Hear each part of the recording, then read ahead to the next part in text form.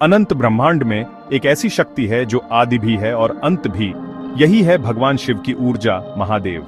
वे केवल पूज्य देवता नहीं बल्कि एक ब्रह्मांडीय सिद्धांत है जिसे अनुभव किया जा सकता है।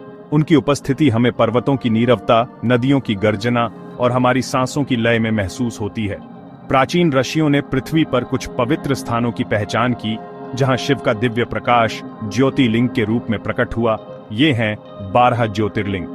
इन ज्योतिर्लिंगों के दर्शन केवल तीर्थ यात्रा नहीं बल्कि आत्मा की गहराई में उतरने की यात्रा है। ये स्थल केवल मंदिर नहीं बल्कि जीवंत आध्यात्मिक ऊर्जा के केंद्र हैं, जहां शिव की चेतना का अनुभव होता है। हर ज्योतिर्लिंग की कथा गहरे प्रतीक और शिक्षा से भरी है। वे हमें जीवन, भक्ति और सत्य का मार्ग दिखाती हैं। इन कथाओं में देवताओं के युद्ध, राजाओं की भक्ति, ऋषियों का तप और एक बालक की श्रद्धा छुपी है। इन 5 महान ज्योतिर्लिंगों की यात्रा सनातन धर्म के हृदय में प्रवेश करने जैसी है। यह मन और हृदय की तैयारी मांगती है। यहाँ की हवा सदियों की प्रार्थनाओं और दिव्यता से भरी है।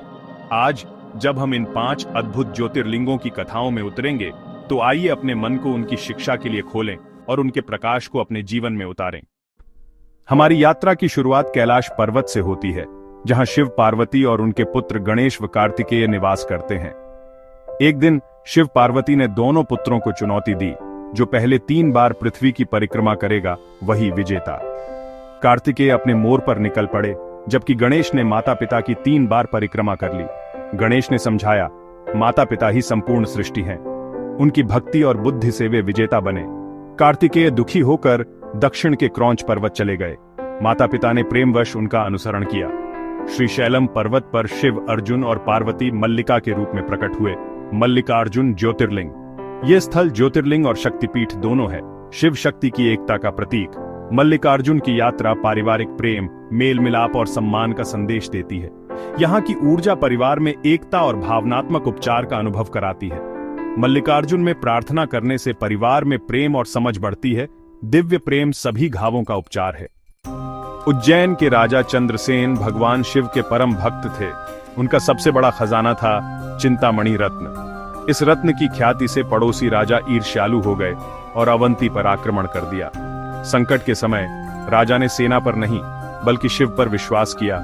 पूरे नगर ने भक्ति में लीन होकर प्रार्थना की। एक ग्वाले के बेटे श्रीकर ने भी साधारण पत्थर को शिवलिंग मानकर पूजा की।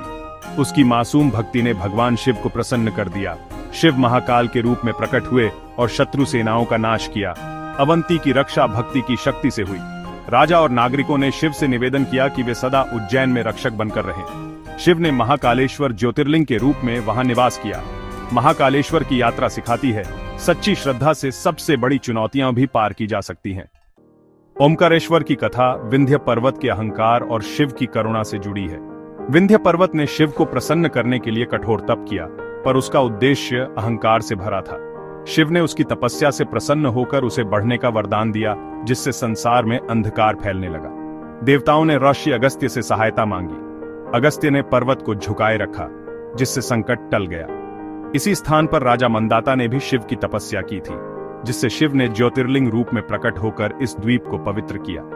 यह द्वीप नर्मदा नदी में AUM के आकार का है। यही है ओंकारेश्वर। यहाँ 2 ज्योतिर्लिंग माने जाते हैं, ओंकारेश्वर और ममलेश्वर। दोनों के दर्शन से यात्रा पूर्ण होती है। ओंकारेश्वर की यात्रा अहंकार को त्यागने और सृष्टि से एकता का अनुभव करने का अवसर है। यहाँ की AUM ध्वनि साधक को गहरे शांति और विनम्रता का अनुभव कराती है। हिमालय की ऊंचाइयों में स्थित केदारनाथ की कथा महाभारत और पांडवों के प्रायश्चित से जुड़ी है।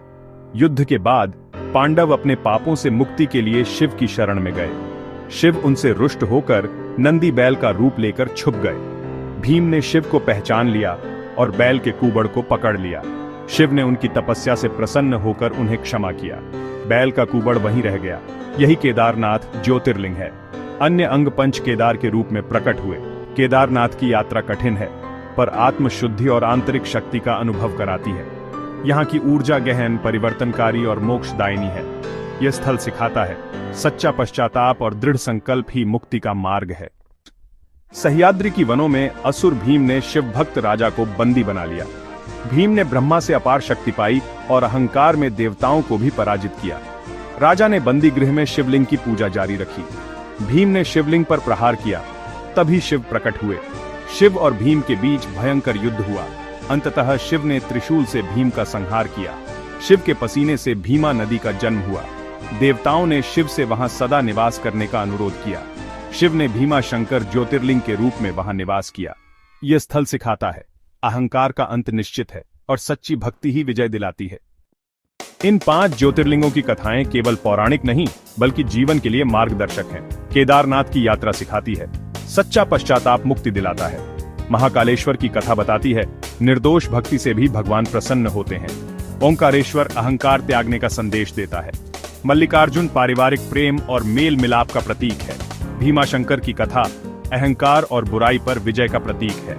ये स्थल हमें भीतर झांकने, करुणा, साहस और श्रद्धा जगाने का आह्वान करते हैं। सच्ची भक्ति सेवा और प्रेम में है। यही शिव का मार्ग है। जब हम सेवा, दया और सत्य के साथ जीते हैं तो हर कर्म पूजा बन जाता है। ओम नमः शिवाय। शिव का प्रकाश हमारे जीवन को आलोकित करे।